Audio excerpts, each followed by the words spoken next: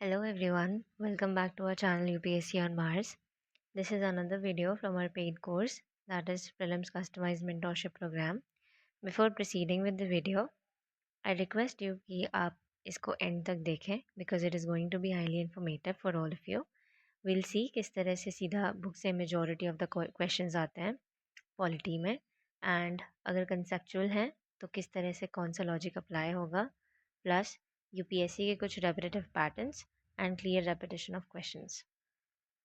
So in this video we will solve those PYQs जैसे कि हमने लास्ट वीडियो में डिस्कस किया था, जो हमारा फर्स्ट वीक का टारगेट था पॉलिटी और आर्ट एंड कल्चर का।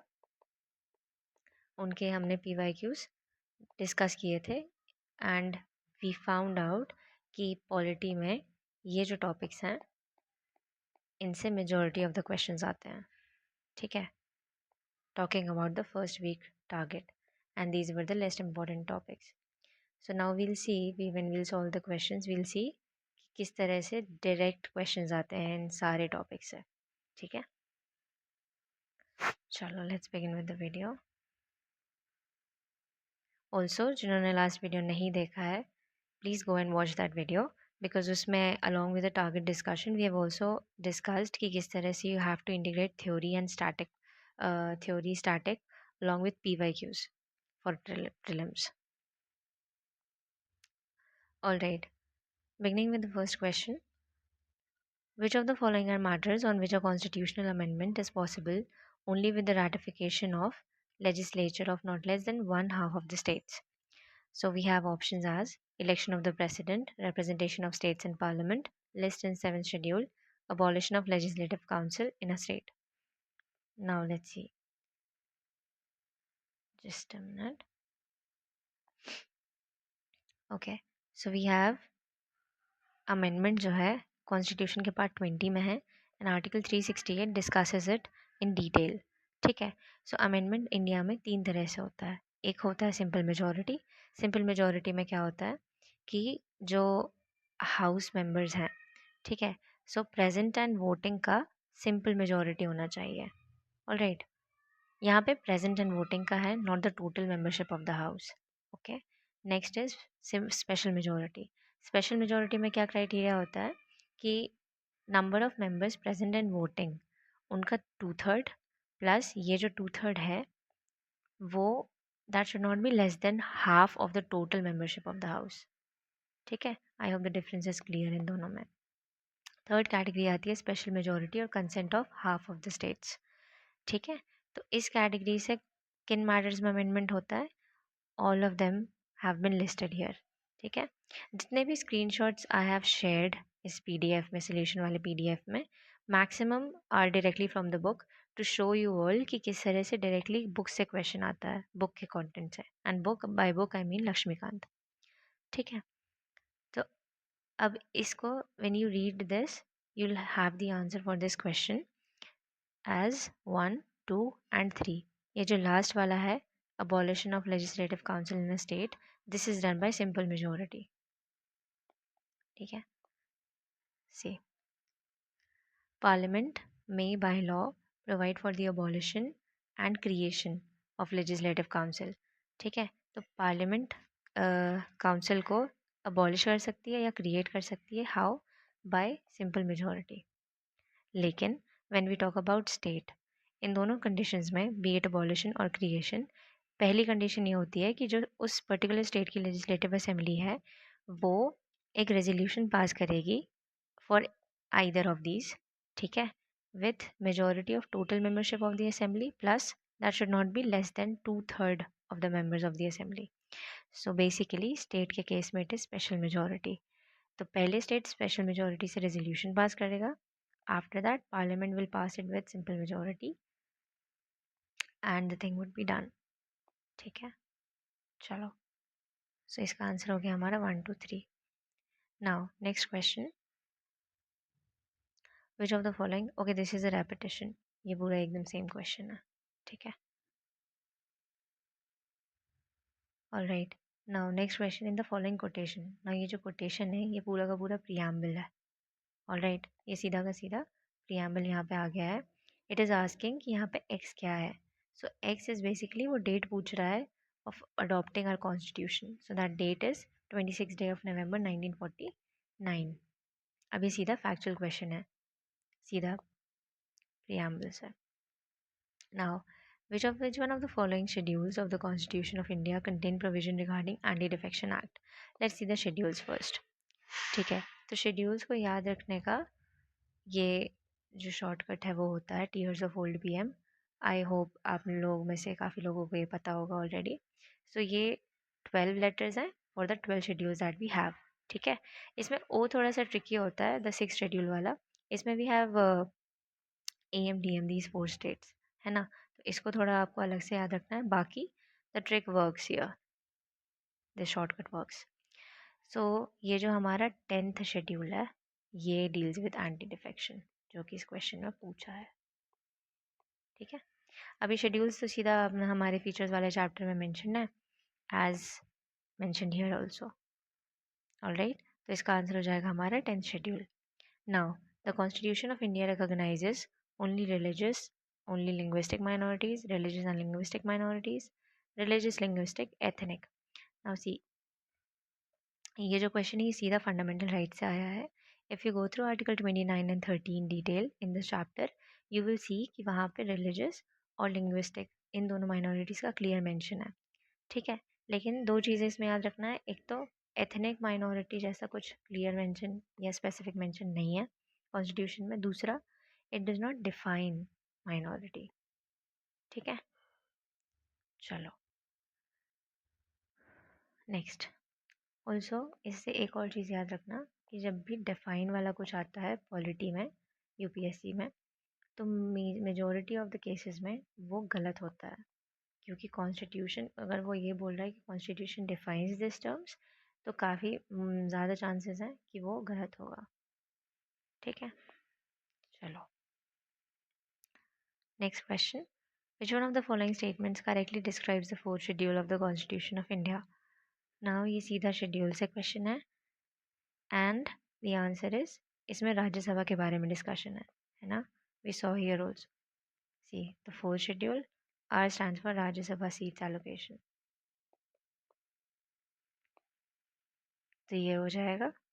सो direct answer, it allocate seats in council of states. Council of state से कंफ्यूज नहीं होना है. It is another name for Rajya Sabha, just like Lok Sabha के लिए जो अनदर नेम है वो है हाउस ऑफ पीपल. राइट, चलो next question. Match list 1 with list 2. Let's see. So here we have list of amendments on the constitution and ये दूसरी side दिया हुआ है कि उस amendment में क्या हुआ था. Alright, चलो तो यहाँ पे when you see the solution वाला PDF, here you have the list कि किस amendment में क्या हुआ है. ठीक है, यहाँ से टेक अवे ये है कि पहले जो है काफ़ी अलग अलग अमेंडमेंट्स भी UPSC use to ask, like जैसे यहाँ 18th पूछ लिया है, 83rd पूछ लिया है, 75th पूछ लिया है. बट अभी इट हैज़ चेंज्ड. ठीक है, अभी कुछ मेजर अमेंडमेंट्स ही हैं जो कि आपको एग्ज़ाम के पॉइंट ऑफ व्यू से ज़्यादा अच्छे से पढ़ना है डिटेल में, like 42nd, 43rd, 44th, 48th, then कुछ रिसेंट हैं, and then 2nd, 3rd, 4th, ऐसे. ठीक है, चलो तो इसमें let's just read these. 69th amendment, this deals with Delhi. ठीक है, then we have 75th amendment, this deals with rent tribunals. Then 18th one, this deals with 10th. अब इतना ही अगर आपको पता होगा तो you will derive the answer as A. And the last one deals with no reservation for schedule caste in panchayats, which is 83rd amendment. Okay, next question. If a new state of the Indian Union is to be created, which one of the following schedules of constitution must be amended? ठीक है, basically you should know the schedule जिसमें union के बारे में और या territory के बारे में डिटेल्स हैं, एंड वी नो ये फर्स्ट शेड्यूल में है. ठीक है, तो इधर आप इसको इस चैप्टर से इंफॉर्मेशन मिल जाएगी, और if you go through the schedules you will know the answer. Now, next question, list 1 with list 2. So, articles of Indian Constitution है इसमें, और इसमें है provisions. Alright. अब ये सारे आर्टिकल्स जो हैं वो है फंडामेंटल राइट्स है, ठीक है ना। यहाँ पे सी अगर आपको ये सब पार्ट्स नहीं भी पता है ना, और आपको सिर्फ ये आर्टिकल पता है कि इसमें एक्चुअली में क्या है, then also you'll be able to solve the question. Fundamental rights के चैप्टर में there is a table containing all the articles. I provided that table यहाँ पे, see यहाँ पे, ठीक है। ये टेबल बुक से ही लिया है मैंने। तो ये टेबल अगर आप अच्छे से कर लेते हैं, you will know every article कि उसमें एक्चुअली में क्या है, and then you will be able to solve such questions very easily. तो सी आर्टिकल 16 में अगर वी नो कि सिर्फ एम्प्लॉयमेंट के बारे में बात होती है ना, एम्प्लॉयमेंट के बारे में बात होती है, तो विल सी यहाँ पे ये प्रॉपर्टी। अब प्रॉपर्टी इससे डील होता है 31 से। दूसरे वाले में है अपना अपॉइंटमेंट, यहाँ आ गया, ये आ गया हमारा एम्प्लॉयमेंट से रिलेटेड, तो ये हो जाएगा हमारा 16, ठीक है। अब 29 और 30 बच रहा है ना, तो इन दोनों में थोड़ा सा कन्फ्यूजन होता है when we talk about the education part. So see यहाँ पे आपको याद रखना है कि आर्टिकल 29 में एक तो कल्चरल जो उनके राइट्स होते हैं माइनॉरिटीज़ के, उनको सेफगार्ड करने की बात होती है। दूसरा एडमिशन इन एजुकेशनल इंस्टीट्यूशन, ठीक है ना। यहाँ पे एडमिशन की बात हो रही है, और 30 में क्या हो रहा है, 30 में इस्टेब्लिशिंग द एजुकेशनल इंस्टीट्यूशन। तो ये डिफरेंस है इन दोनों आर्टिकल्स में, ओके। बाकी कॉमन चीज़ क्या है कि ये दोनों किससे डील करते हैं, माइनॉरिटीज़ से, ठीक है। चलो लेट्स प्रोसीड। अच्छा हाँ, अकॉर्डिंग टू दैट इसका आंसर हो जाएगा A. Next question, the purpose of inclusion of directive principles. Purpose पूछ रहा है कि डीपीएसपी को हमने क्यों लिया है, ठीक है। Political democracy, social democracy, Gandhian democracy, social and economic democracy.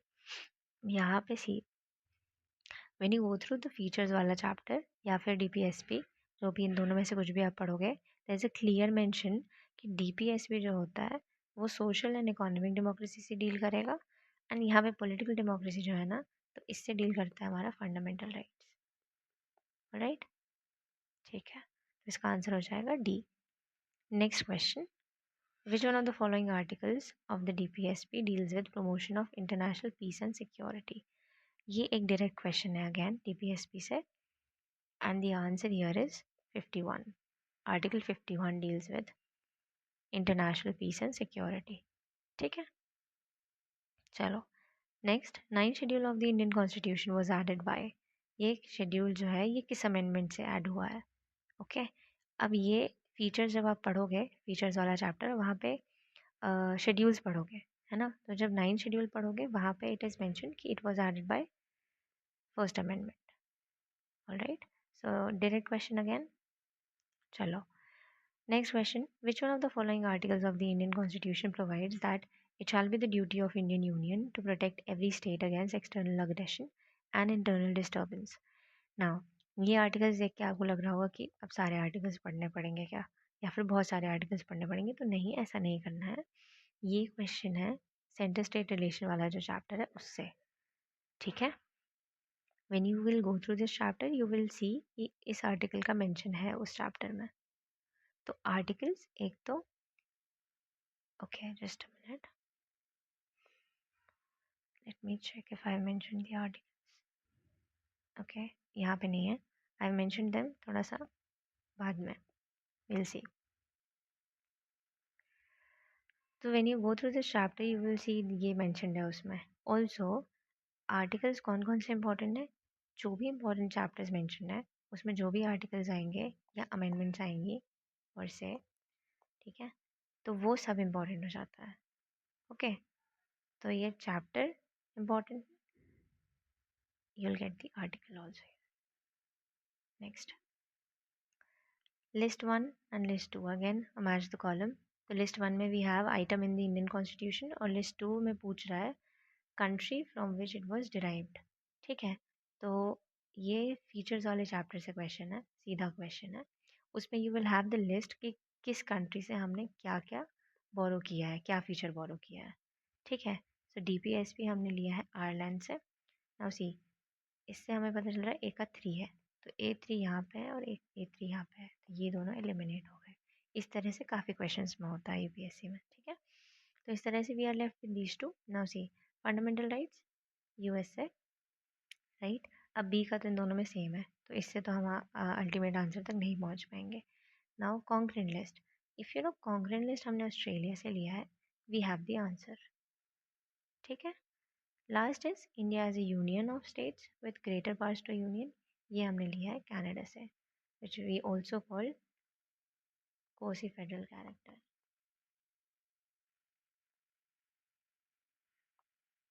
ठीक है. हम इसको ये भी मेंशन करते हैं कि हमारी इंडिया में we have quasi federal character of the constitution. ये भी हमारा कनाडा से ही आ रहा है. चलिए, next is which one of the following schedules of Indian Constitution lists name of states and specifies their territories? A repetitive question. First schedule. ठीक है. Next, which one of the following statements correctly describes the fourth schedule of the Constitution of India? ये again repetition है. Last option. ठीक है. See, even the options have been repeated. चलो, next list one and list two. List one has articles, फिर से वही pattern, और fundamental right से ही दिया है. और लिस्ट टू में भी है कि इन आर्टिकल्स में क्या है ना. चलो, let's see the list again. अच्छा हाँ, ये भी बुक से ही है. ये फीचर्स में दिया हुआ है ये टेबल सोर्सेज का, और हमने उस पर्टिकुलर जगह से क्या फ़ीचर उठाया है अपने कॉन्स्टिट्यूशन में, सो वो दिया हुआ है. एंड देन आर्टिकल वाले चैप्टर से हमें क्या सॉल्व करना है, ये question. Article 14 deals with, see, laws, equal protection of laws. Even if you remember laws, you will be able to solve the question. So, इसमें first है the state shall not discriminate against any citizen on grounds of this. ठीक है. तो ये जो discrimination वाला part है, ये this is dealt by Article 15. If you know this much, you will know कि B का first है. Then the state shall not deny to any person equality before the law. Okay, this is the keyword for Article 14, equality before law. ठीक है.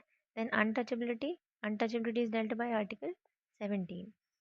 और last है हमारा opportunity for all citizens in matters relating to employment. ये employment related matters होते हैं 16 schedule. अब ये सीधा सीधा यहाँ से आया हुआ है, इससे बस, है ना. सी, और सिर्फ आपको कीवर्ड्स पता होने चाहिए इसमें. चलो, so the answer is C.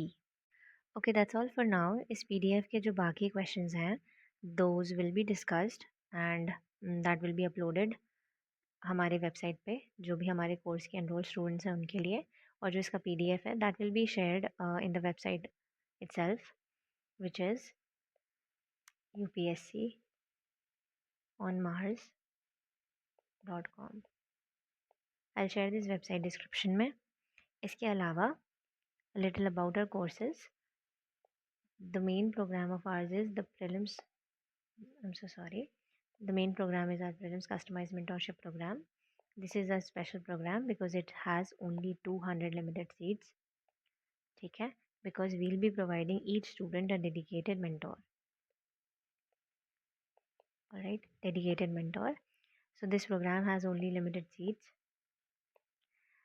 Then we have prelims program without mentorship for 2499. It will also not include crisp revision notes plus notes from tests जो कि इस program में included हैं.